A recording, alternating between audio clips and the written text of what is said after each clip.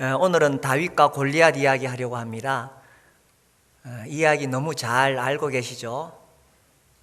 특히 우리 어린이들이 잘 압니다. 저는 우리 어린 자녀들이 어렸을 때 이 다윗과 골리앗 이야기를 많이 반복해서 듣고 마음에 새길 수 있으면 좋겠다고 여겨져요. 나중에 자라서 살다가 보면 인생의 골리앗을 수없이 만나게 되잖아요.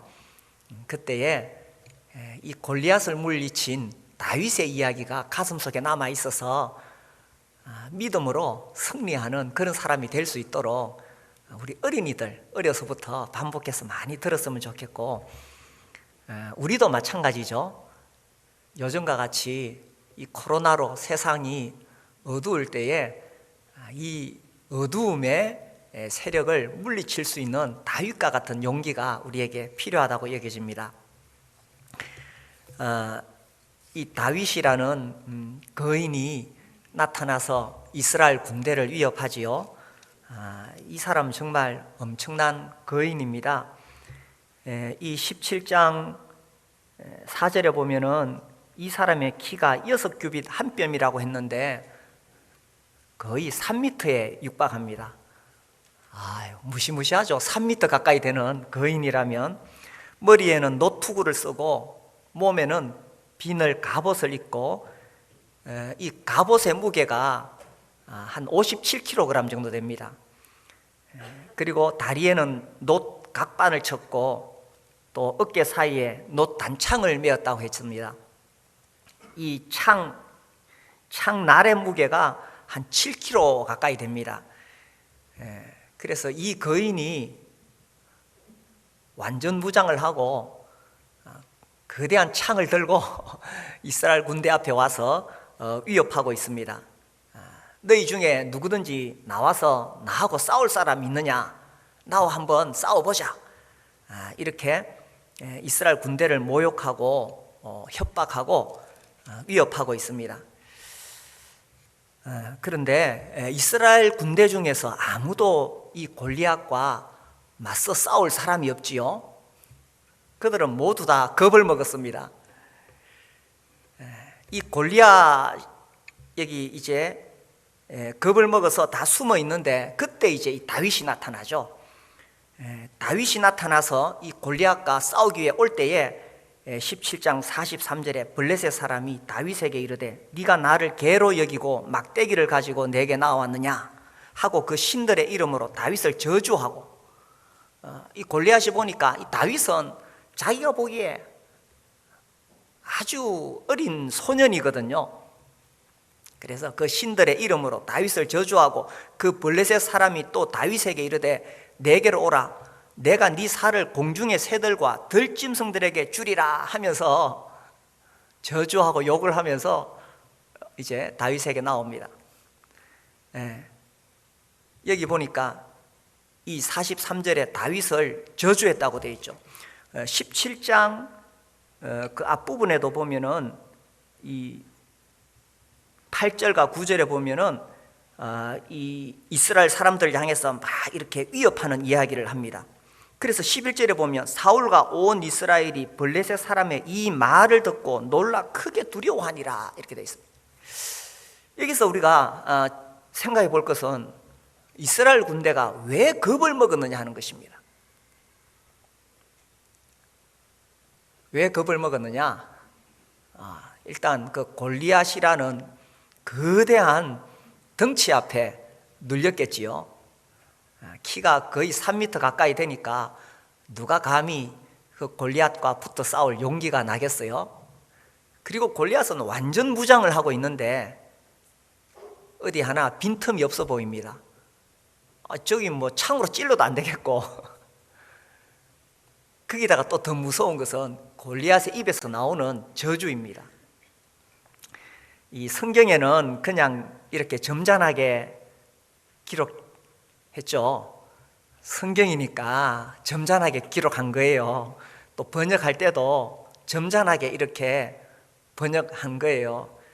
실제로 우리가 영화 같은 거 보면은 이렇게 점잖하게 말 안 하죠. 막 욕을 하면서, 그죠? 저주하고 이렇게 막 욕하고 저주할 때에 그런 이야기를 들으면 사람이 누구나 다 겁먹게 돼 있습니다. 그래서 이스라엘 군대가 그 골리앗의 덩치와 무장과 이 저주 앞에 지금 겁을 먹어 있는데, 사실은 이스라엘이 왜 겁을 먹었느냐, 우리가 그 근본적인 이유를 찾아볼 수가 있습니다. 단지 이 골리앗이라는 그 사람에게 겁먹은 것이 아니라 더 중요한 것은 그들 가운데 거하시는 하나님을 잊어버렸다는 사실입니다. 이스라엘 사람들은 그 모세를 통해 애굽에서 나온 이후로 그들 삶 중심에 하나님께서, 여호와 하나님께서 계셨습니다. 그래서 늘 그 하나님을 의지하면서 살아가도록 하나님께서 수없이 그들에게 말씀하셨고 그들과 함께 하셨습니다. 그런데 지금 왜 겁을 먹었느냐? 골리앗이라는 거인이 무서운 존재이기도 하지만 더 중요한 것은 그들 가운데 거하시는 하나님을 잊어버렸다는 사실입니다. 우리가 세상을 살면서 수없이 이런 골리앗을 만나게 됩니다. 특히 요즘과 같은 시대에 이 코로나로 얼마나 사람들을 위협하고 겁을 주는지 모릅니다. 물론 우리가 여러 가지 예방수칙 지키고 조심해야 됩니다. 그런데 너무 겁먹어가지고 우리가 해야 될 그 일조차 제대로 못하고 심지어 예배도 제대로 못 드리고 그 저주 앞에 지금 무너지고 있는 거예요. 그리고 살다 보면은 정말 어려운 일 많이 당하죠. 특히 지금 코로나 때문에 경제적으로 어려움을 당하는 분들도 많이 계실 겁니다. 그런데 왜 내가 지금 겁을 먹었느냐? 정말 이 코로나 때문에 겁먹었느냐? 경제적인 불황 때문에 겁을 먹었느냐? 나에게 닥친 문제 때문에 겁먹었느냐? 가만히 생각해 보면요, 그게 문제가 아니고 내가 하나님을 잊어버리고 있기 때문에 겁을 먹었다는 사실입니다. 나와 함께 하시는 하나님, 나를 구원하신 하나님, 나를 사랑하시고 나를 보호하시고 먹을 것과 입을 것을 주시는 그 하나님을 잊어버렸기 때문에 내가 겁을 먹은 거지, 골리앗 때문에 겁먹은 것은 사실은 아니라는 거예요. 자, 그래서 이 겁을 먹는데 특히 이 저주가 무서운 거예요. 이 사람의 입에서 나오는 말 있잖아요. 부정적인 말, 저주, 이게 무서운 거예요. 사람이 이런 부정적인 말을 들으면 위축되고 좌절하고 낙심하고 겁먹어요. 그러니까 패배하는 겁니다. 이런 이 골리앗이라는 거구가 나와서 막 욕을 하고 저주하는데 이스라엘 군대는 다 두려워서 숨었는데 다윗은 어떻게 반응했느냐 하는 것입니다.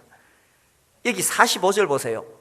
다윗이 블레셋 사람에게 이르되 너는 칼과 창과 단창으로 내게 나오거니와 나는 만군의 여호와의 이름 곧 네가 모욕하는 이스라엘 군대의 하나님의 이름으로 내게 나아가노라.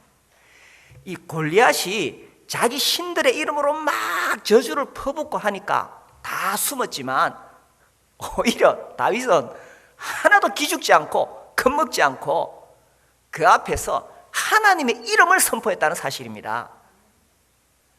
우리를 둘러싸고 있는 수많은 어둠의 그늘 속에 우리가 거기에 겁먹고 기죽을 거냐? 아니면 우리도 다윗처럼 하나님의 이름을 선포하고 하나님의 이름으로 나아가노라 하고 맞설 거냐 하는 것입니다.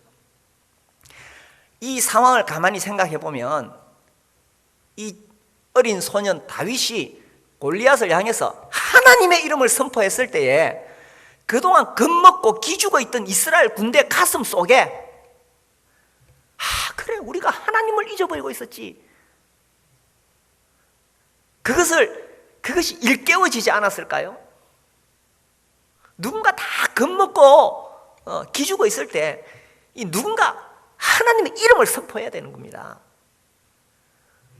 이 이스라엘 군대 용감했습니다. 사울 용감한 사람이었습니다. 그렇죠. 그 앞에 읽어보면 사울 용감한 사람이었어요. 그런데 왜 이렇게 겁먹고 기죽었을까요? 하나님을 잊어버렸기 때문에. 그런데 이 젊은 소년이 와가지고 하나님의 이름을 선포하니까 그때 정신이 번쩍 들었지 않겠어요?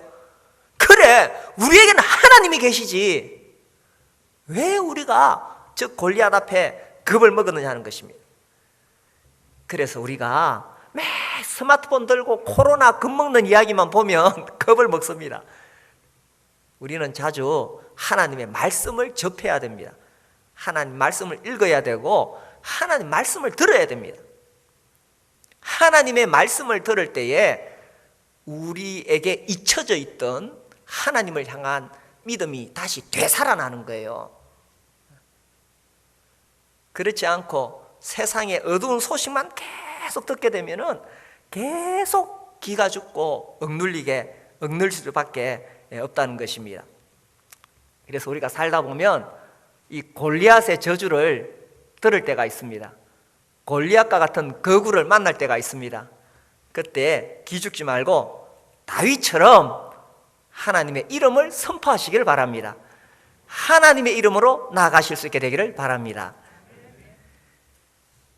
자, 그래서 이제 이 다윗이 골리앗을 향해 하나님의 이름을 선포하고 뭐라고 이야기하느냐? 46절 보시면, 오늘 여호와께서 너를 내 손에 넘기시리니 내가 너를 쳐서 네 목을 베고 블레셋 군대의 시체를 오늘 공중의 새와 땅의 들짐승에게 주어 온 땅으로 이스라엘에 하나님이 계신 줄 알게 하겠고. 다윗이 지금 선포하는 것은 하나님이 계신 줄을 알게 하겠다는 겁니다. 자, 다시 한번 제가 질문해 보겠습니다. 다윗이 지금 어떤 무기를 가지고 대응하고 있느냐 하는 것입니다. 이 다윗이 골리앗과 싸우러 가겠다고 하니까 사울 왕이 그래, 훌륭하다, 이제 싸움을 하려면은 무장을 해야 되잖아요. 그래서 자기가 입고 있던 군복을 벗어서 입혀주고 갑옷도 입혀주고 칼도 주고, 이 칼로 가서 싸워라. 그래서 이제 다윗이 그 사울의 군복을 입고 칼을 차고 걸어보니까 너무 불편하거든요. 이건 제가 안 되겠습니다 하고 다 벗어버리죠. 그리고는 돌을 5개 준비해가지고 물매를 들고 달려갑니다. 다윗은 양을 치면서 이 물매로 많은 맹수들을 쫓아냈겠지요. 이 당시에 이스라엘의 목동들은 이 물맷돌 솜씨가 보통이 아니었습니다.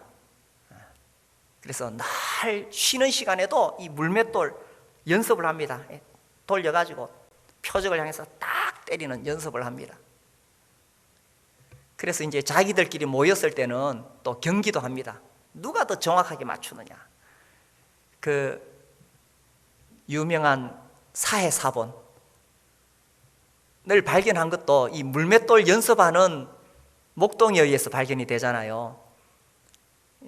그때만 해도 뭐 구약이 뭐 사본이 옳으니 안 옳으니 그 신학자들이 엉뚱한 소리 하고 있었는데, 이 사해사본이 딱 발견되면서 구약의 사본이 제대로 우리에게 전수되어졌구나, 이게 입증되잖아요. 그게 그 목동이 계속 물맷돌 연습하다가 팍 돌을 던졌는데 동굴에 들어가서 뭐가 딱 깨지는 소리가 나는 거예요. 그럼 뭔가 싶어서 또 돌을 딱 던지니까 또 딱 깨지는 소리가 나는 거예요. 항아리 깨지는 소리. 그래서 이 사람이 그 동굴에 들어가 보니까 이 항아리에 구약 그 사본이 계속 보존되어 내려왔던 거죠. 그렇게 발견됐잖아요. 그러니까 이스라엘 사람들이 이 물맷돌 늘 연습하고 잘합니다. 자, 그래서 다윗이 골리앗을 맞서 싸우러 갈 때에 그러면 자기의 이 물맷돌 실력을 의지해서 나갔느냐 하는 것입니다.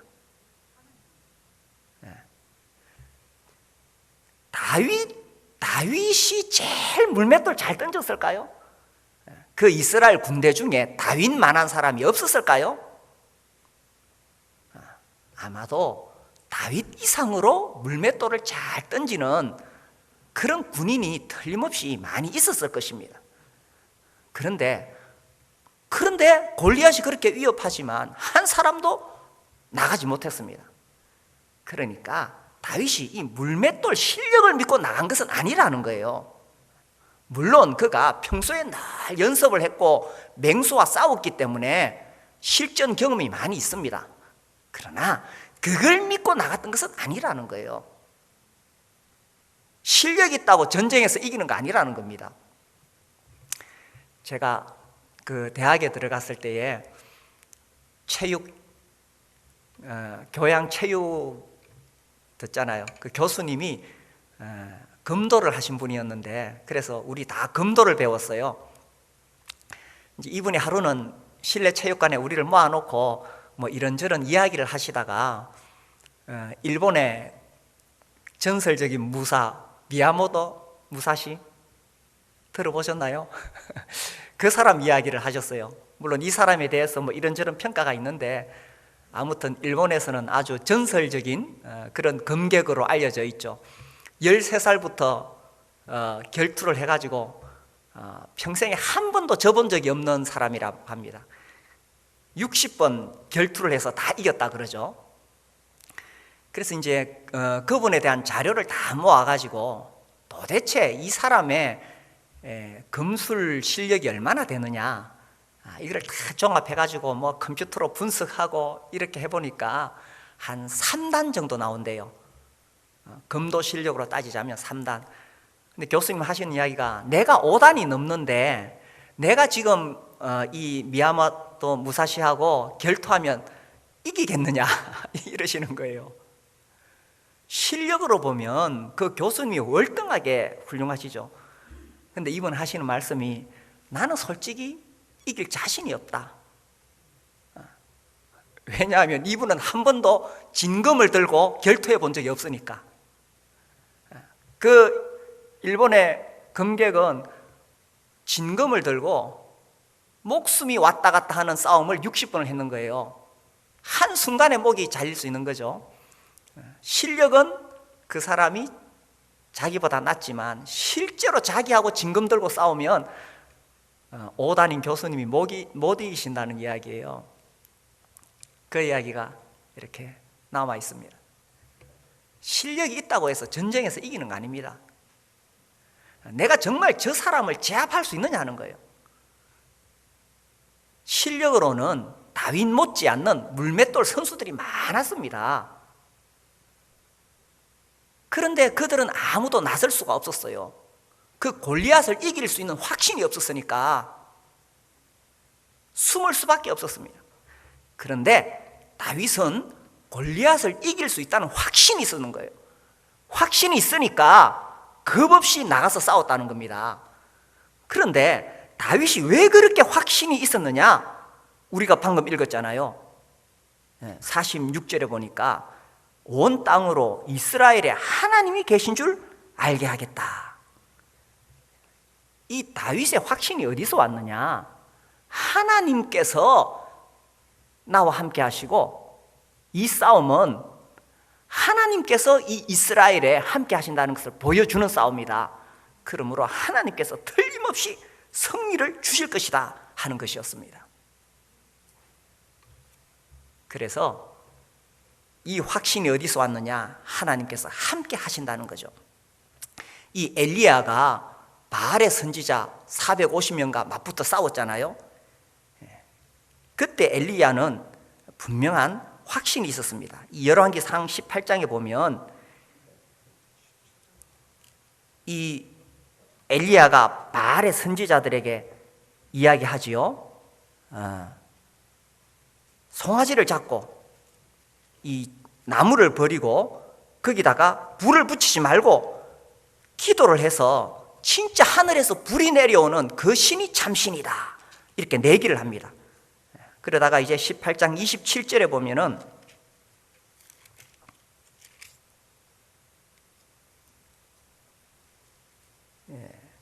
정오에 이 엘리야가 그들을 조롱하면서 그 바알 선지자들에게 너희들이 그렇게 기도해도 안 되지 않느냐, 이렇게 조롱합니다. 그러면서 이제 이 37절에 보면 여호와여 내게 응답하소서, 내게 응답하소서, 이 백성에게 주 여호와는 하나님이신 것과 주는 그들의 마음을 돌이키심을 알게 하옵소서. 엘리야가 기도했던 건 뭐냐면 하나님께서 그들의 하나님이신 것을 보여달라는 것입니다. 그래서 과연 그 38절에 보면 이에 여호와의 불이 내려서 번제물과 나무와 돌과 흙을 태우고 또 도랑에 물을 핥은지라. 다윗의 확신이 어디서 왔느냐? 하나님께서 우리와 함께 하신다는 사실이었습니다. 우리도 살아가면서 이런 확신이 필요합니다. 하나님께서 과연 내 인생에 함께 하시느냐 하는 거죠. 하나님께서 나와 함께 하신다면 틀림없이 승리를 주신다는 이야기입니다. 이 다윗은 골리앗을 맞섰을 때에 왜 겁먹지 않았느냐? 하나님께서 그와 함께 하신다는 것을 알았기 때문에. 다윗은 왜 그 골리앗을 향해서 승리를 확신했느냐? 하나님께서 자기와 함께 하신다는 것을 알았기 때문이죠. 우리가 살아가면서 인생의 수많은 골리앗을 만나게 됩니다. 코로나뿐만 아니라 그 외에 우리를 무너뜨리려고 하고 넘어뜨리려고 하는 많은 문제들을 만나게 됩니다. 그런데 그것 때문에 내 인생이 망하지는 않는다는 사실입니다. 왜냐하면 하나님께서 내 인생을 붙잡고 계시기 때문에. 우리를 사랑하셔서 자기 아들을 주시기까지 하신 그 하나님께서 내 인생을 붙잡고 계시기 때문에 내가 만나는 그 골리앗 때문에 내 인생이 망하는 것은 아니라는 사실입니다. 그래서 골리앗을 만날 때에 겁먹지 말고 나를 구원하신 하나님, 나의 아버지이시고 나를 보호하시는 그 하나님을 의지해서 하나님의 이름으로 나아가실 수 있게 되기를 바랍니다. 자, 그래서 이제 다윗이 어떻게 하느냐? 이 48절에 보면은 블레셋 사람이 일어나 다윗에게로 마주 가까이 올 때에 다윗이 블레셋 사람을 향하여 빨리 달리며 손을 주머니에 넣어 돌을 가지고 물매로 던져 블레셋 사람의 이마를 치매 돌이 그의 이마에 박히니 땅에 엎드러지니라.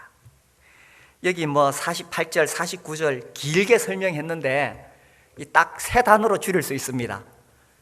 먼저 이 다윗이 그 골리앗을 향해서 달려갈 때 이 양측 진영이 조용하겠지요. 블레셋 군대는 블레셋 군대대로 조용히 지켜보고 있고, 무엇보다 이스라엘 군대는 정말 숨을 죽이면서 어떻게 될까 조용히 지켜보고 있을 겁니다. 그래서 이 바늘 떨어져도 들릴 만큼 조용한 가운데 갑자기 딱 소리가 날 겁니다. 딱. 그 다음에 무슨 소리가 났을까요? 쿵. 그 3m나 되는 거인이 앞으로 넘어졌으니 얼마나 그 소리가 요란하겠어요. 쿵. 그 다음에 와 소리가 났겠죠. 이스라엘 군대가 와 하면서 일어나서 적진을 향해서 달려갔을 것입니다. 이 다윗이 어떻게 했느냐? 첫 번째는 하나님의 이름을 선포했지요. 하나님께서 우리와 함께 계신다. 그 다음에 확신을 가지고 있었습니다. 내가 싸우면 틀림없이 이긴다. 그런데 아무리 하나님의 이름을 선포하고 확신을 가져도 실제로 달려가서 싸우지 않으면 아무 소용이 없는 거예요. 많은 사람들이 하나님의 이름을 선포하고 확신은 가지고 있는데 진짜 그 문제와 맞서 싸우지는 않기 때문에 승리를 경험하지 못하는 겁니다. 다윗이 빨리 달리며, 그렇죠? 여기 보니까 빨리 달리며 이렇게 되어 있습니다. 돌진했는 거예요, 골리앗을 향해서. 그래서 선포만 하면 안 되고 확신만 하면 안 되고 실제로 용맹하게 문제를 향해 나가서 싸워야 된다는 이야기입니다. 지금 내 인생을 가로막고 있는 골리앗이 있습니까? 어떤 골리앗이 있습니까? 우리가 먼저 하나님의 이름을 선포해야 됩니다. 그리고 이길 수 있다는 확신이 있어야 됩니다. 왜? 하나님이 내 인생을 붙잡고 계시기 때문에. 그런데 그 자리에 가만히 앉아 있으면 아무것도 변하는 것이 없습니다. 아무것도 변하는 것이 없습니다. 많은 그리스도인들이 예수 이름 찬양하고 부활하셨다 그러고 그렇게 하지만 제자리에서 꼼짝도 안 하고 있습니다. 오늘 용기 있게 이 자리에 예배드리러 나오신 분들은 용기를 내신 거예요. 그래서 실제로 그 문제와 맞서 싸워야 된다는 이야기입니다. 우리가 살다 보면 정말 이 골리앗을 만나게 됩니다. 이 코로나 언제 끝날지 모릅니다. 뭐 또 코로나19 끝나면 코로나20이 오고 코로나21이 오고 계속 온다고 하지요. 그래서 앞으로는 전 세계가 이 3차 대전은 핵전쟁도 아니고 세균 전쟁을 해야 된다. 빌 게이츠가 그런 이야기를 했더라고요. 2차 세계대전 끝나고 나서 이 전쟁을 하니까 이렇게 무섭다. 앞으로 세계대전이 일어나지 않도록 하자. 이래서 유엔이 만들어지고 뭐 이렇게 했잖아요. 이제 앞으로는 이런 세균 전쟁이 일어나니까 전 세계가 연합해서 어떻게 이런 세균들을 맞서서 대응할 것이냐, 이런 일을 하게 될 거다 하고 빌 게이츠가 그런 이야기를 했더라고요. 뭐 세균뿐이겠습니까? 우리 인생을 위협하는 수많은 문제들이 있습니다. 수많은 문제들이 있는데 그것이 우리의 인생인데 때로는 개인적으로 정말 너무나 어두운 터널을 지나가면서 앞이 보이지 않을 것처럼 그렇게 길고 먼 터널을 지나가야 할 때도 있습니다. 그리고 또 살다가 뒤돌아보면 내가 너무 약해서 이 골리앗과 같은 거대한 문제 앞에 내가 너무 연약해서 내 인생이 비참하게 보일 때도 있습니다. 또 내가 살아온 것이 참 못나 보이고 억울하고 실패한 것처럼 여겨질 때도 있습니다. 이거 다 골리앗의 저주에 빠진 거예요. 골리앗의 저주가 있는 거예요. 그래서 네가 하나님을 믿는다 그러지만 네가 사는 꼴이 뭐냐, 네 인생이 왜 이 모양이냐 하면서 낙심하게 하고 좌절하게 하고 무릎 꿇게 만드는, 이게 골리앗의 저주에 빠진 겁니다. 그러한 것들이 우리를 향해 몰려올 때에 우리가 하나님의 이름을 선포하면서 맞서 싸워야 된다는 이야기입니다. 자 보세요. 이스라엘이 왜 겁먹었다고요? 골리앗 덩치 때문에 겁먹었습니까? 골리앗의 무장, 무기 때문에 겁먹었습니까? 골리앗의 저주 때문에 겁먹었습니까? 왜 이스라엘 군대가 겁을 먹었어요? 그들 중에 다윗만한 물맷돌 선수가 없었습니까?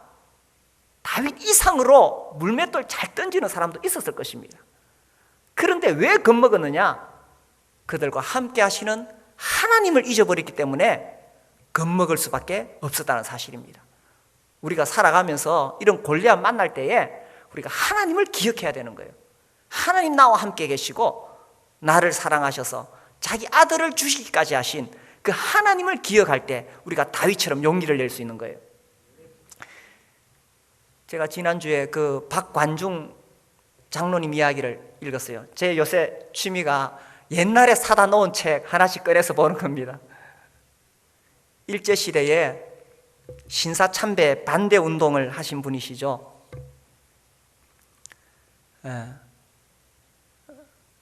이분이 이제 우리나라에 있는 그 조선 총독, 일본 총독에게 계속 항의를 하기도 하고 또 도지사에 가서도 경고문을 보내고 계속 하다가 이래가지고 안 되겠다, 내가 일본으로 직접 가야 되겠다 해가지고 이제 일본으로 들어가게 됩니다. 그 일본으로 갈 때 자기가 일본어를 못하니까 통역하기 위해서 함께 갔던 사람이 안희숙 여사입니다. 근데 이제 일본을 가야 되는데 아무튼 이 사람 이야기에 아주 재밌는 게 많아요. 신기하고. 거기 보면 기적 이야기가 많이 나오는데 저는 그 기적이 그대로 믿어져요. 기적은 아무나 경험하고 하는 게 아니라 정말 철저하게 하나님 앞에 순복된 사람, 정말 하나님을 의지해서 살아가는 사람 속에 그런 기적이 일어난다고 봐요. 이제 일본을 가려면 부산에서 배를 타고 바다를 건너야 되는데, 그러면 도항증이라는 게 있어야 돼요. 도항증, 바다를 건널 수 있는. 근데 이 박관준 장로님은 그걸 받을 수가 없어요. 왜냐하면 뭐 총독한테도 항의하고 도지사한테도 경고장 보내고 이러니까 당연히 도항증을 안 주죠. 그래서 안희숙 여사가 아유 장로님 도항증 없이 어떻게 저 바다를 건너갑니까? 그러니까 그걸 무슨 걱정하냐고, 하나님이 나를 보내셨으면 내가 이거 건너가는 거 무슨 문제냐고, 아무 걱정도 없는 거예요. 그래서 이제 그 배에 오르는데 일본 순사들이 다 지키고 있죠. 근데 이 사람은 성금성금 올라가요. 배에 들어가요. 아무도 붙잡지 않아요. 거기 지키고 있는 사람들 눈 속에 이분이 안 보이는가 봐요. 근데 안희숙 여사가 너무 놀래가지고 자기 도항증 찾으니까 도항증을 찾을 수가 없어. 너무 겁이 나가지고. 근데 그 장로님이 또 배에서 내려와요. 아니 올라갔으면 거기 계시면 되는데 또 내려와요. 그걸 못 찾냐 그러면서 자기가 지갑에서 찾아줘요. 그리고 또 성금성금 또 올라가요. 아무도 안 말려요. 그래서 일본에 가서 일본 그 고위 강요들에게 계속 당신들 이렇게 한국 교회에 신사참배 강요하면은 일본 나라 망한다고 경고합니다.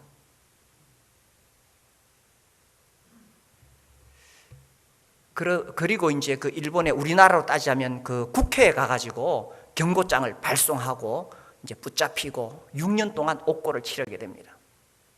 제가 이번에 다시 느낀 것은 정말 그때 일제강점기 때에 정말 잔인하게 이 교회를 핍박했구나. 그리고 신사참배 반대하는 그 목사님들 정말 잔인하게 고문하고 괴롭혔구나. 그런데 이제 그 책을 읽으면서 느끼는 것은 이분들이요 조금도 기죽지 않았다는 거예요. 그 목사님들, 그 장로님들 그렇게 고문당하고 협박당하고 또 회유를 합니다. 나중에 하여튼 우리가 뭐 영화에서 봤던 거 들었던 거 온갖 물고문 거꾸로 매달아 놓고 때리고 온갖 그런 고문들 당하는데 이분들이 조금도 굴하지 않고 오히려 그들의 위엄, 그들의 당당함 앞에 사람들이 오히려 기가 죽었다는 거예요. 왜 그분들이 그렇게 당당했느냐? 그분들은 이런 골리앗의 위협과 저주 앞에 하나님께서 그들과 함께 계신다는 것을 알았기 때문에 흔들리지 않았다는 거죠. 저는 오히려 그 책을 읽으면서 내가 이런 상황에 가면 나는 이렇게 믿음을 지킬 수 있을까? 읽으면서 막 두렵고 부끄럽고 겁이 나더라고요. 근데 그분들은 조금도 흔들리지 않았어요. 왜? 그 골리앗의 위협 앞에 하나님께서 함께 하신 것을 믿었기 때문에. 우리가 살아가면서 이렇게 결정적인 순간에 하나님을 잊어버릴 때가 많습니다. 이스라엘이 이제 애굽에서 나와서 가나안 땅에 들어갈 때에 12정탐꾼을 보내잖아요. 그때 정탐하고 돌아와서 이 10정탐꾼이 안 된다고, 우리는 올라가서 싸우면 안 된다고 그렇게 겁을 먹습니다. 아니 지금까지 그들은 하나님의 능력을 수없이 봤잖아요. 그들은 애굽 땅에 떨어지는 하나님의 10가지 재앙을 경험했고 또 홍해를 건넜고 이렇게 수없이 하나님의 능력을 경험하고도 결정적인 순간에 이제 가나안 땅에 들어가기만 하면 되는데 결정적인 순간에 그들은 그 거인들 앞에 무릎을 꿇고 말았습니다. 하나님을 잊어버렸다는 거죠. 우리가 살아가면서 평상시에는 믿음을 가지고 있는데 이 골리앗이 나타나면 결정적인 순간에 우리가 무릎을 꿇을 수 있다는 사실입니다. 그런데 다윗은 그렇지 않았죠. 이스라엘 백성들 다 겁먹어서 숨었지만 그 기죽고 겁먹은 상황 가운데서 다윗이 달려나가서 하나님의 이름을 선포했던 것입니다. 그래서 우리가 살아갈 때 인생의 골리앗 수없이 만나지만 결정적인 순간에 하나님의 이름을 선포하시길 바랍니다. 하나님께서 나와 함께 하신다는 확신을 가지고 나아가 거인을 무너뜨리는 승리의 삶을 살 수 있게 되기를 바랍니다.